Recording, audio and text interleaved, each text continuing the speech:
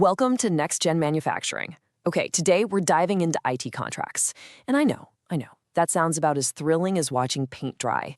But what if I told you that contract, it's the single most important blueprint you have for any digital project, whether you're rolling out new robotics or overhauling your entire supply chain. You get this right, you build a masterpiece. But if you get it wrong, well, things can get really messy really fast. Because that's really what it all boils down to, isn't it? Every single time you start a new IT project, you're at a fork in the road. Is this going to be a seamless partnership that actually pushes your manufacturing capabilities forward? Or is it going to be a costly, frustrating pitfall that sets you way back? The answer, is almost always hiding in the fine print, long before anyone writes a single line of code. So, here's our game plan.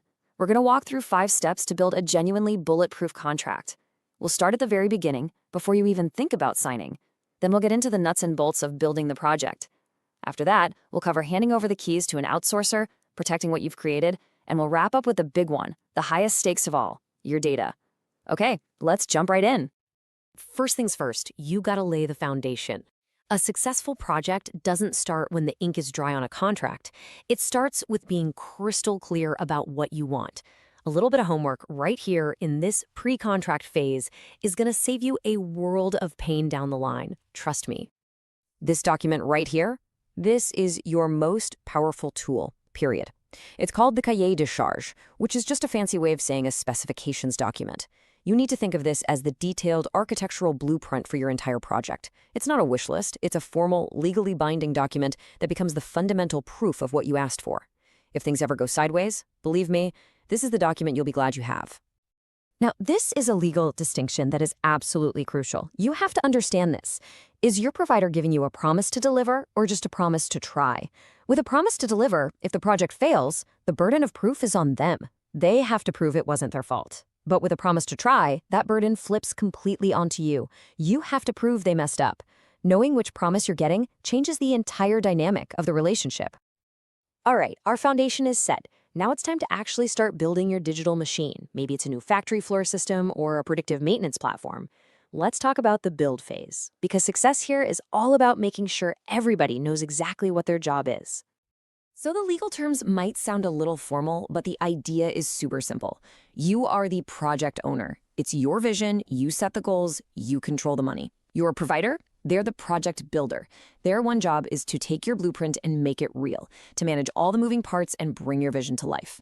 It's simple, it's clear, and it's essential that you define this from day one. And that project builder has some really important duties that go way beyond just writing code. They are legally obligated to warn you about potential risks, to coordinate everybody involved, to keep the project on schedule and on budget, and to make sure the final product is actually good. You could say their most important job isn't just to build, but to be an expert guide through the whole process. So, the big question, how do you know when the project is actually finished?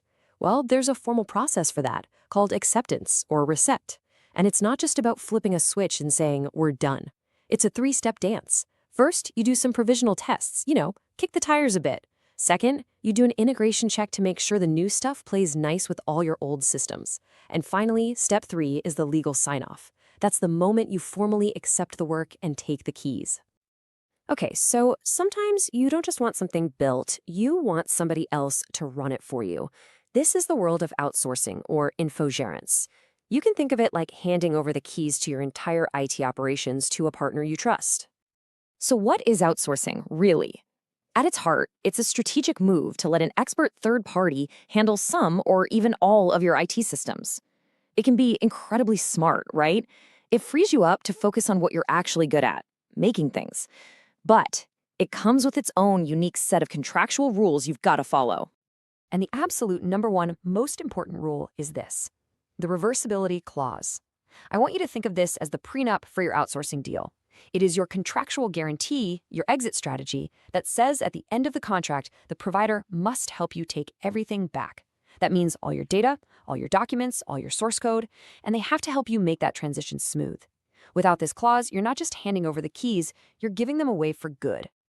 This leads us right into a super critical question, especially for modern manufacturers where so much of your secret sauce is in custom software and proprietary processes. When a provider builds something new for you, who actually owns it? let's talk about protecting your digital creations. So by default, the law makes a big distinction between author's rights and user's rights. The creator, which is usually your provider, keeps the core rights to copy, change, and sell the software. You, as the client, you get user's rights. That's basically a license to use the software, make backups, and fix bugs. The key takeaway? Unless your contract explicitly says you own it all, you're just renting. But your user rights do give you some really specific powers. The law actually says you have the right to study and analyze a program to figure out its core ideas and principles. Now, why does that matter? Well, it's absolutely crucial for making sure your new software can talk to all your other systems. You can't just copy the code, but you are allowed to look under the hood to make sure everything works together. And that brings us to our final, and honestly, our most important section, data. We're talking about everything from employee files to customer lists to all that sensitive data from your factory floor. Getting this wrong, it has massive, massive consequences. The stakes here, both legally and financially, are just higher than anywhere else. 300,000 euros. Just let that number sink in for a second. In France, that's the potential fine for one single, very common mistake: failing to properly declare a file that processes personal data. And believe me, that's often just where the trouble starts. I mean, just take a look at this. We're not talking about some sophisticated cyber attack here. These are basically administrative errors. Things like using data for a purpose you didn't state up front, or just holding on to it for too long. These simple mistakes can lead to huge fines and even jail time. And here's the real kicker. Even if you outsource all of this, the law says you, the client, are still the one ultimately on the hook for making sure these rules are followed. So, as we wrap all this up, it really comes back to this one simple question. A great IT contract is like a well-engineered machine. It anticipates stress, every part has a clear function, and it's built to last. A bad one, well, it's just an accident waiting to happen. So I want you to go back and take a hard look at your own contracts. Are they truly built to protect your business, your data, and your innovations?